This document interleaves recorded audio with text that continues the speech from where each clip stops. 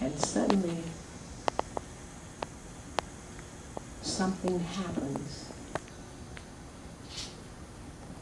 Out of the darkness of your mind's eye,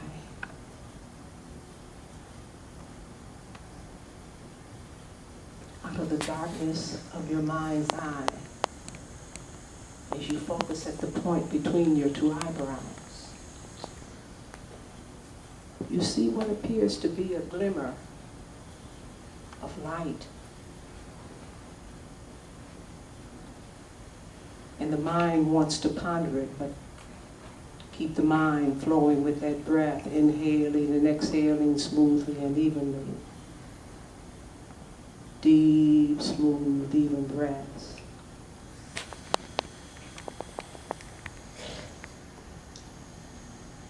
And suddenly the light becomes brighter.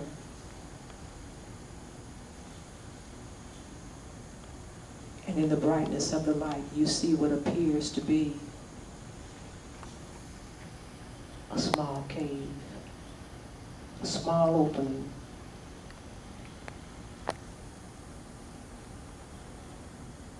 Deep, smooth, even breathing.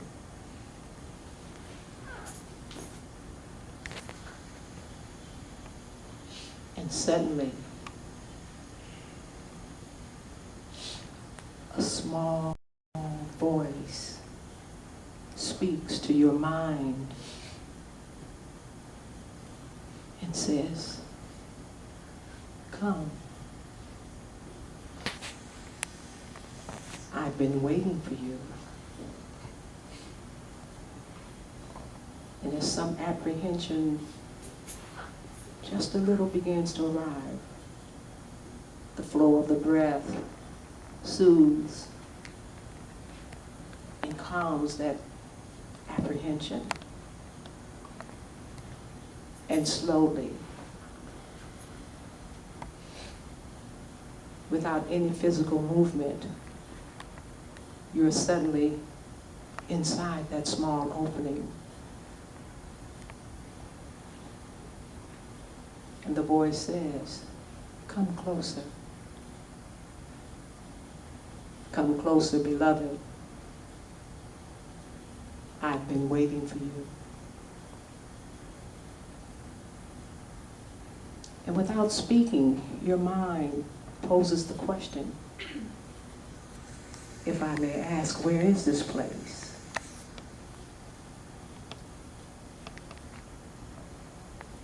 And the voice replies, it is the sacred cave.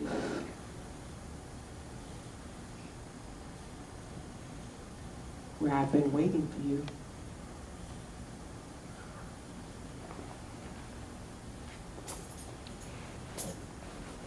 And the voice speaks again.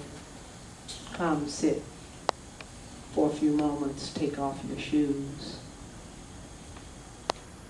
For the ground that you stand on is holy ground, sit. And intuitively, as you kneel to sit, you bow your head and you touch the place of this great light.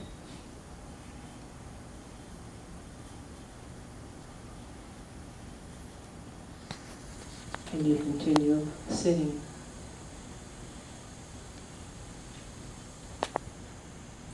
Not moving, not wavering.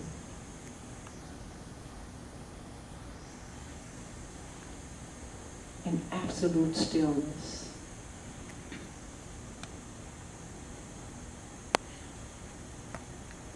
In absolute quietness. Feeling the knowledge being imparted through the eye of your mind without a sound ever passing through the lips.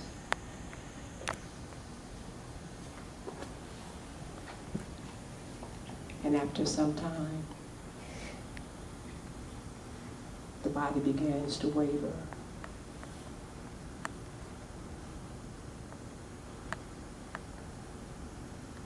And you're continuing to breathe deeply, smoothly, and evenly.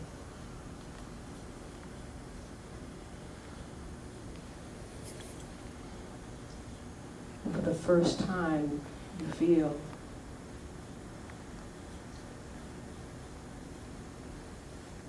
the silence in the absolute silence of the sacred cave.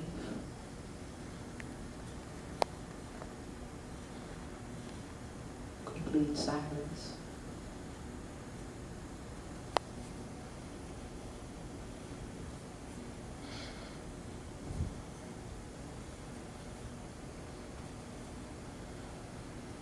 And you continue to ride the wave of bliss.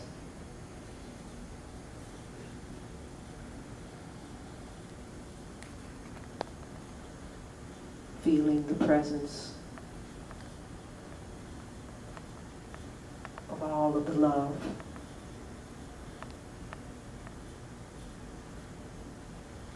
flowing through you.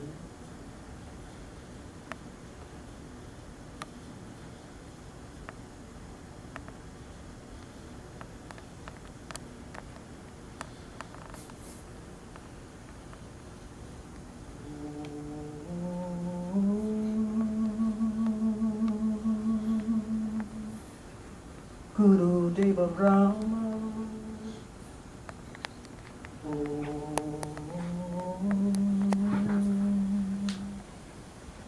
Guru Deva Vishnu,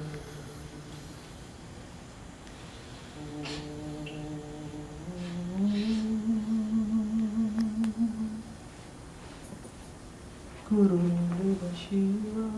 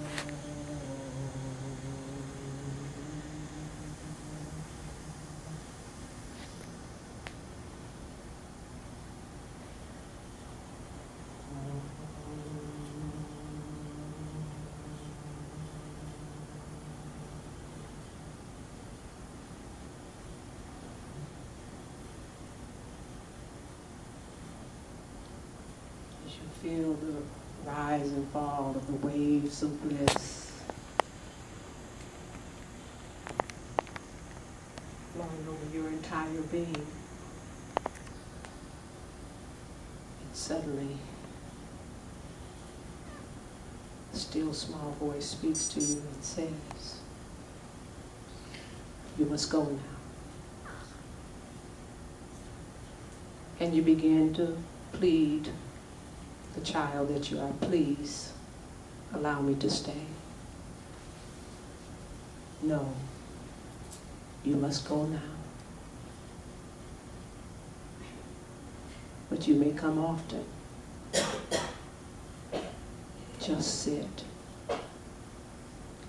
Close your eyes. For I am always with you. You are my beloved, in whom I am well pleased." And you bow your head and once again touch your forehead and crown to the place, to the seat of the great light. And reluctantly,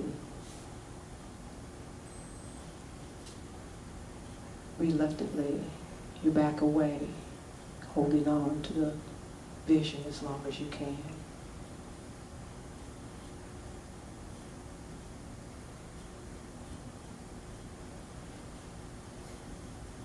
And once again, you become aware of the breath, where you're returning to your physical awareness. But something is different. Something is different. Something is different. Deep, smooth, even breath. No pauses. No noise. No jerks. Again, still feeling the waves of love pouring over your entire being.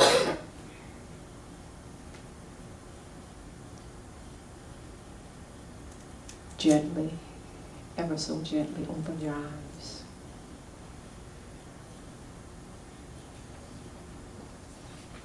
And as you open your eyes, the mind scrambles to have some dialogue, but for the first time, it has no words. It has no articulation for the experience.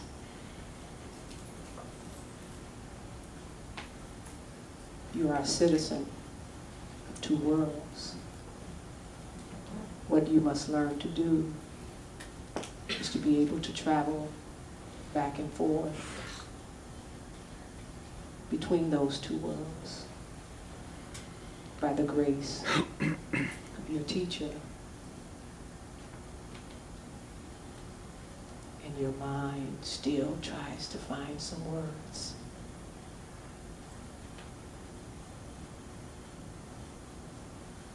And the only word that will evolve out of all of this: thank you. Thank you. Thank you. I bring my palms together and I acknowledge the great light of myself that I see reflected in each of you. I bow my head. And I thank you for your impeccable consciousness, for allowing me to be a vessel, a channel.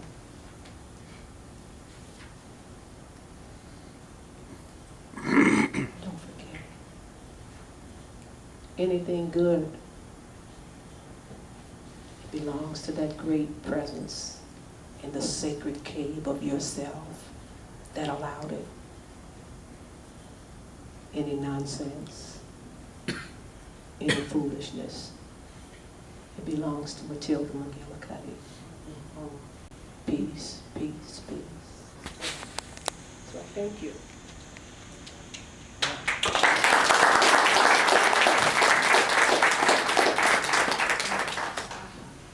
See, you get caught up. You get caught up. Practice. Place your energy clapping. Practice. The teacher is giving you something. Practice. Practice so your journey to that sacred cave can be as you will it so. It is just waiting, biding its time, walking back and forth. Wonder if they'll come today. Wonder if they'll have time for me today in their busy schedule. Wonder if they're so busy earning money today, or they're too tired tonight to sit. Practice, practice, practice.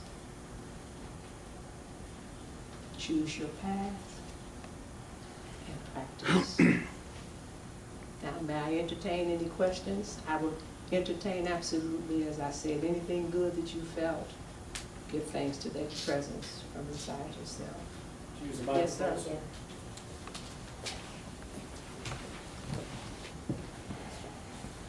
Thank you, Sister Karen. I would like- Matilda. Okay. Thank you.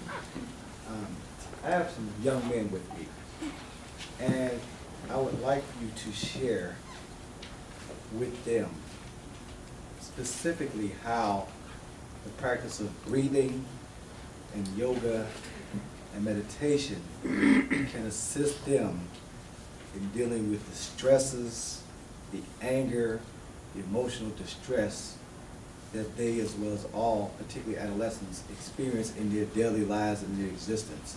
I would like for you to share with them how this type of practice can actually assist them in relieving and coping with the distress, as you will. It's not a difficult practice. And for young people, I don't call it meditation. I call it just calming the commotion, because our young people are caught up in so much commotion that goes on together. Just a simple practice. Let me give you just a simple, and you don't even have to do too much of anything. Just open your mouth, just a little. Okay, now I'm going to breathe so you can hear me. I want you specifically to listen to the sound of the breath. I'm going to breathe in such a manner that as I take the breath in, it vibrates or stimulates the upper palate. Okay?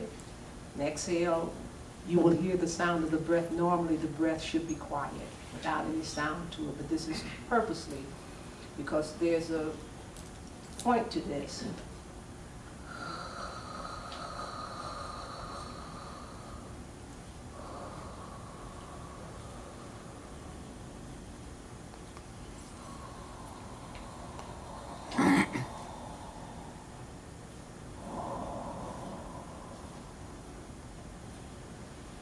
Now remember, I told you the entire body is a nervous network.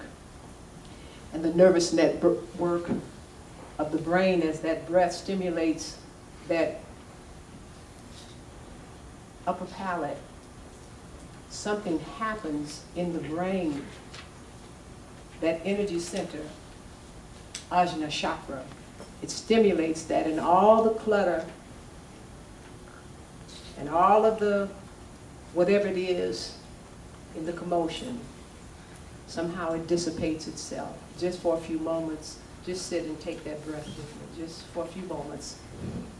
And if you can do that same breath with the mouth closed, there's a sound that breath makes. That sound is so.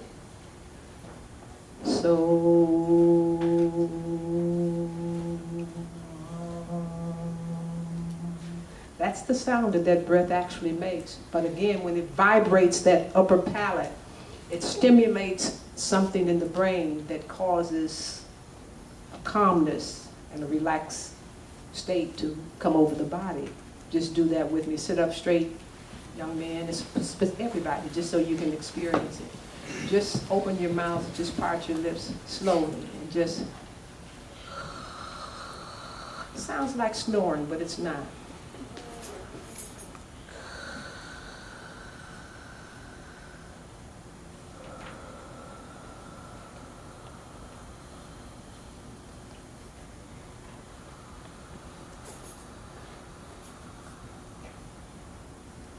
As you continue breathing that breath, close your mouth and just continue breathing that breath through your nostrils, inhaling and exhaling, and let your mind think the thought as you inhale. Think, so,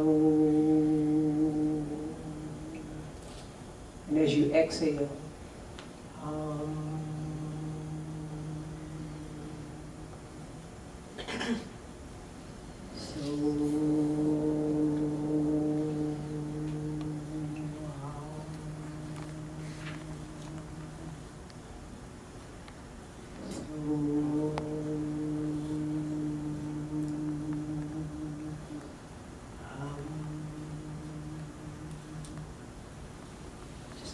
continue doing that for just a few moments.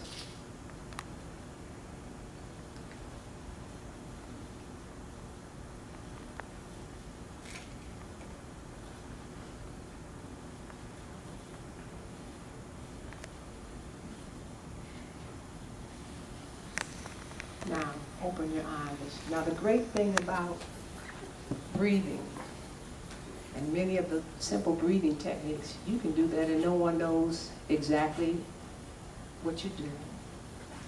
When your parents, your teachers, or someone is getting on your case, you can just be sitting and nodding your head, but you can just breathe.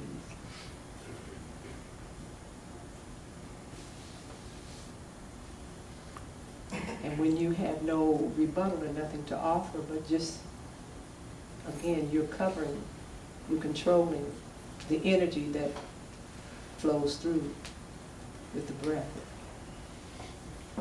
Your breath is the bridge between the mind and the body. But even more subtly than that, it has an energy presence that rides with it. So your awareness of the breath, again, when you're feeling stressed and a little out of sorts, just take 2 or 3 minutes. Not only the children, but when you're at work, when you're riding the bus, just breath awareness. Close your eyes or not close your eyes. Just focus the mind on the breath.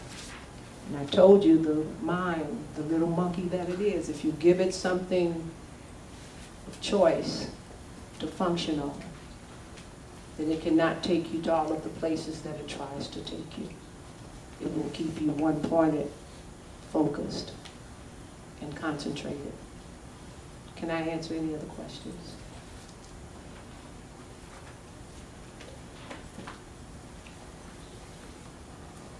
Good evening.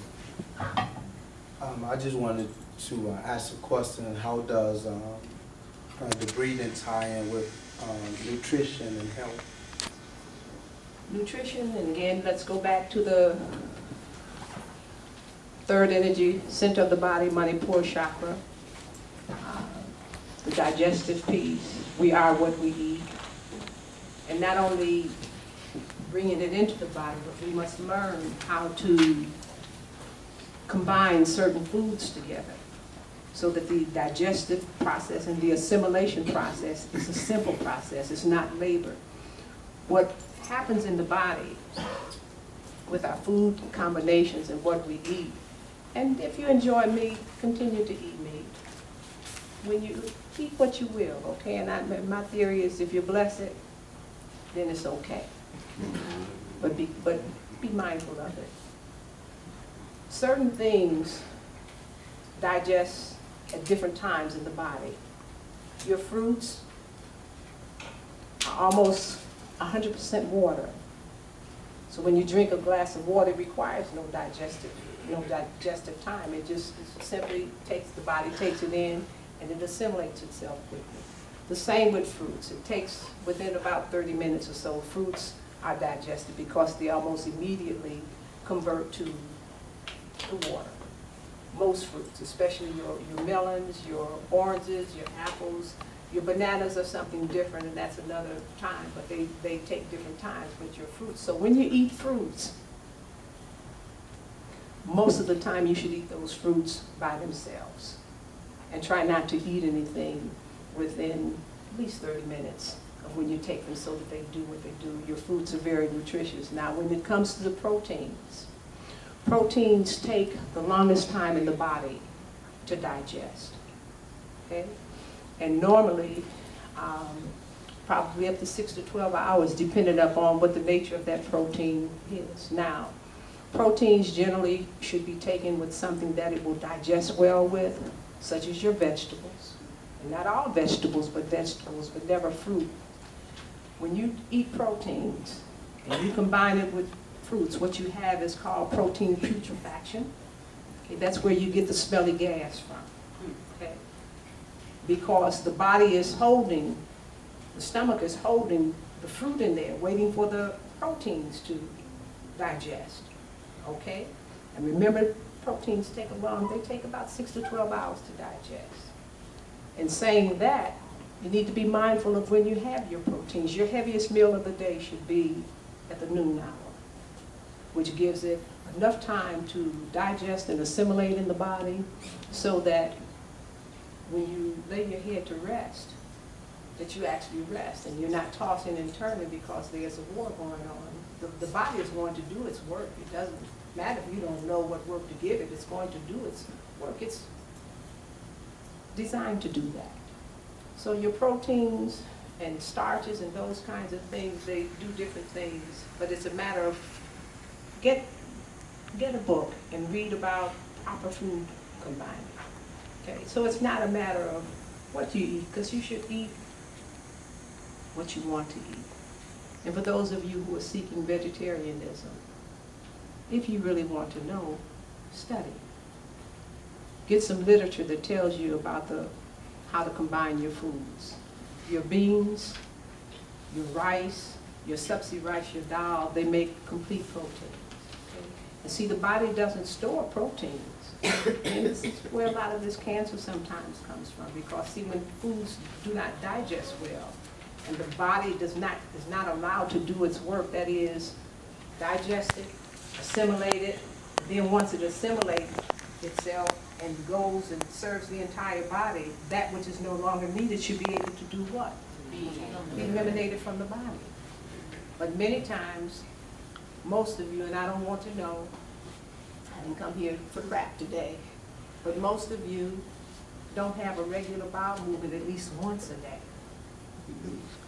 Once a day. And there's a psychological aspect to that also. Because when you hold on to stuff, you hold on to your, I don't like him, he makes me sick. You hold on to stuff again. Remember what I said about this body? It's a fine-tuned machine. It doesn't discriminate. So if the mind gets that, oh, she doesn't like something. And it holds on to it, it harbors it, and it does, the chemical imbalances that occur in the body causes all kinds of things. The normal thing that should happen, you should be able to eliminate at least 2 to 3 times a day. And not with diarrhea now, okay? Because that's unhealthy also. But what you don't need, you have to learn how to let it go.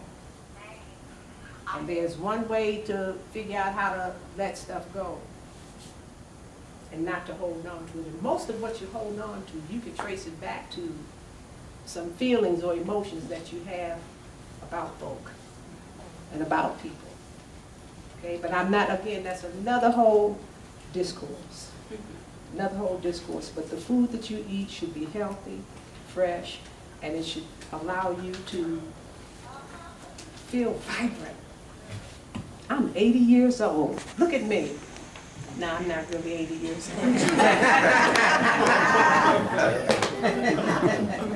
But when I say this to you, what you take in your body, I don't drink and eat at the same meal.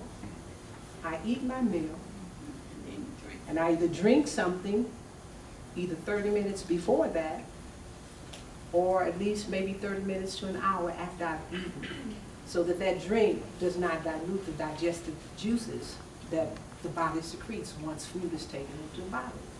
But that's my habit. I'm not trying to change anything, so as I said, but when you know what you know, so you have to not allow people to tell you what you should do. When you know something for yourself, and you know how to make that journey yourself, then you have knowledge. I can't do what you do because your body is not my body. Okay? So as I said, it's a matter of, the biggest key is learning how to combine the foods that you take in. Everything should not be eaten in the same meal at the same time. Did I answer your question? Yes. Okay. Yes, sir. I'd like to thank you for the knowledge you've given me today. That was wonderful. I'd like to know, what is the difference in the cave experience and praying and talking to God? I do all 3 of them. I talk to God mostly out loud. But there are 3 schools: prayer, contemplation, and meditation. And meditation is probably the most, well, depending upon what you think it is, but those are the 3 main functions of it: prayer, meditation, contemplation. My conversations with God go something like this. As a matter of fact, I had one with him just the other day, and out loud. Normally there in my car driving, I don't really listen to music when I drive. I have my conversations with God. And usually if it's something that I want or whatever, those conversations. But when I got to work the other day, just after arriving, someone came with the news that one of my students had been had passed away. Now, normally I'm prepared for anything pretty much, but that took me, it shook my foundation. And before I knew it, I'd fallen to my knees, and I immediately began to have a conversation with God, and it went like something like this, as the tears were flowing from my eyes. How could you, God? How could you? You gave me these children to help move them to the next level of their lives. How could you take him from me? Now this is my mind. See, my mind took that, passed away, and ran with it. But these are the conversations that I have with God. Okay, I speak to God as if I am speaking to myself.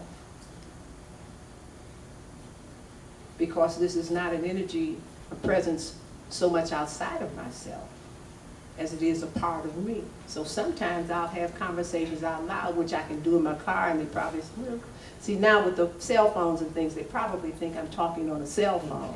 I have conversations like this all the time, okay? And then 10 minutes later, the young man walked in the door. So then this was the rest of that conversation with God. After I dried the tears, I said, oh, so that was your practical joke for me for today. But I thank you for reminding me that these are not my children, they are yours. So it depends on what your level of comfort is. I'd probably still be in a praying sister, oh Lord, save me now. Because my grandfather was a Baptist minister.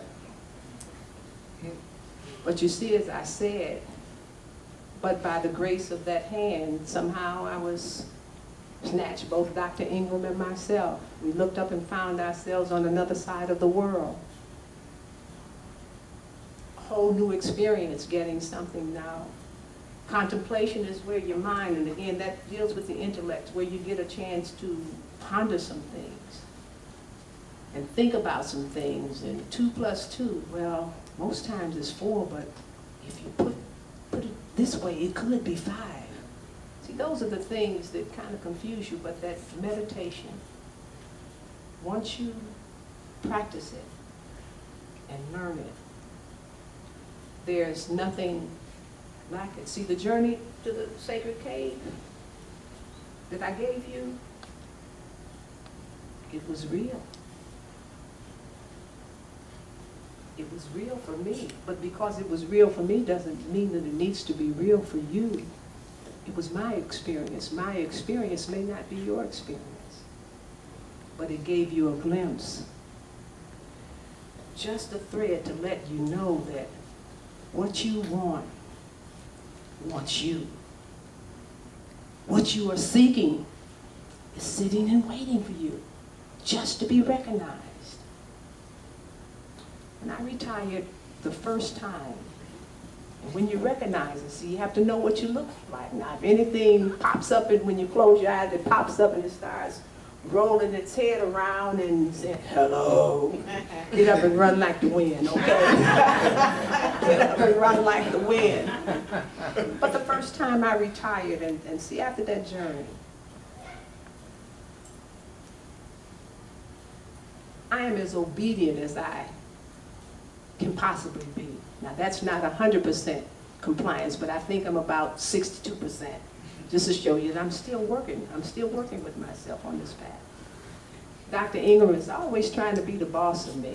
And I don't tell him, Dr. Ingram, you're not the boss of me, okay? But he's always telling me, because see, we're governed by same principles, but that which governs him. So when he tells me something, I say, okay. But I don't always move, because until I get something in me that says, let's do this, then I can't, you know, stuck like glue. The first time I retired from the principalship, and I can't really say that I was a principal. In fact, I felt like chief of security. Two-gun Pete, I had a walkie-talkie on this hip, walkie-talkie on this hip, and one strapped to my back, one for the engineers, one for the elementary school side, and one for the high school side. So I felt like, you know, three walkie-talkie Pete. I'm walking down the hall, And this still quiet voice says to me, "You've done all you can do here, let it go." So I'm a bad mamma jamma. The young man over here asked me when he first came to my school, "Were you in the military?" I said, "Yes, special forces, you know." So I swirl around in the hall and there's no one there but me. So I said, "Okay."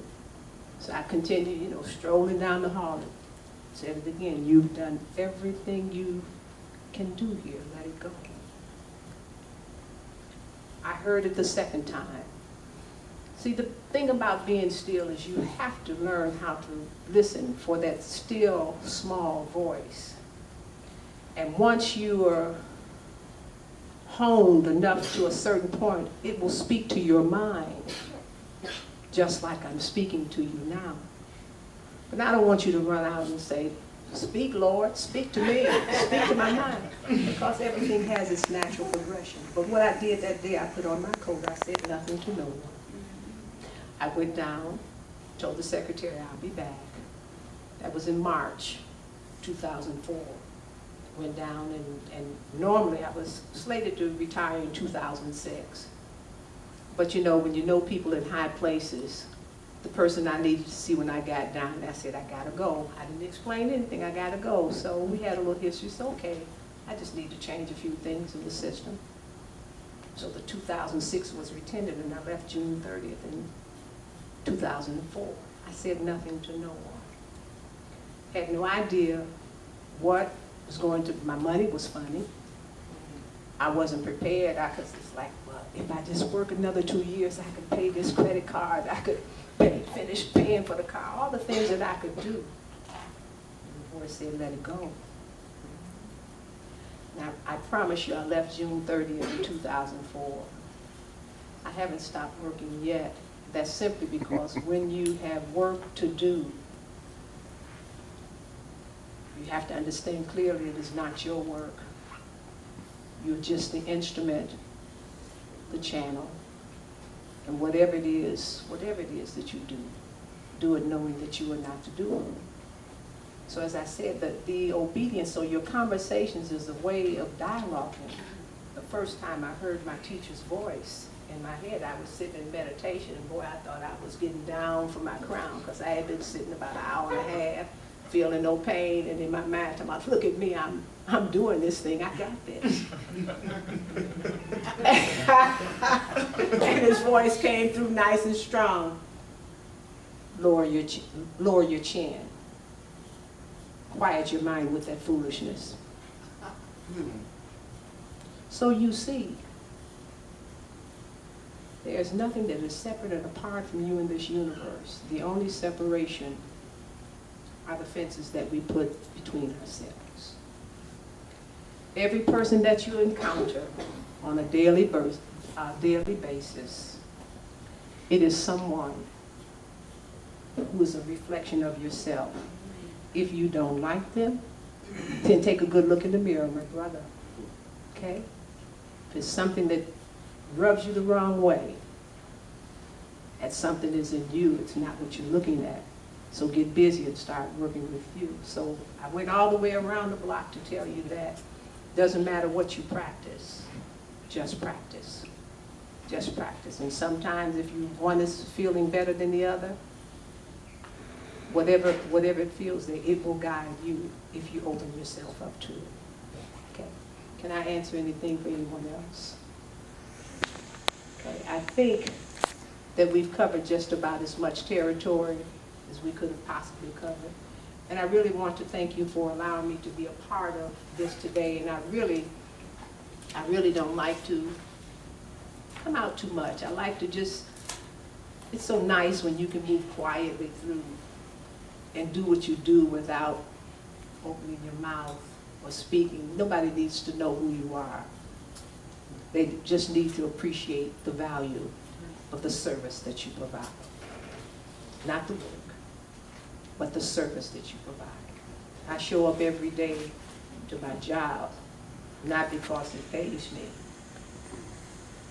but because it's an opportunity to give back some of that was given to me a long time ago. And it's still being poured in, even though I have a hole in my head. I have a gift for you. Dr. Ingram, you have one with you. What I do, most of what I do, I don't do it for salary or compensation, but this particular piece here, it was put together, it's been sitting for some time because you have to just be obedient. So it was done as an offering to my teachers. Yoga for Healthy Living. And so there's a gift for everyone that's here today. There should be back there. Use it for whatever you will. If it doesn't, if it's insignificant, then throw it away. But if it's anything that can help you, it is my teacher's gift to you. So when I did it for him back some time ago, and he kept it for a long while, and not too long before he left his body, it was given back to me. And so my first thought was, you don't like my work. But it had nothing to do with the work. What was it that, what did he need that for? Whatever I am, he gave it to me.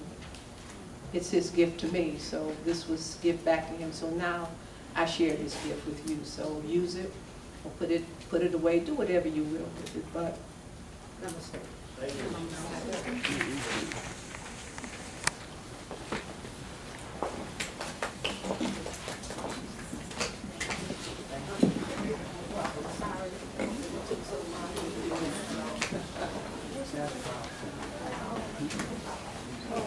One other thing I need to say to you, those of you that come here, we talked about the energy centers in the body.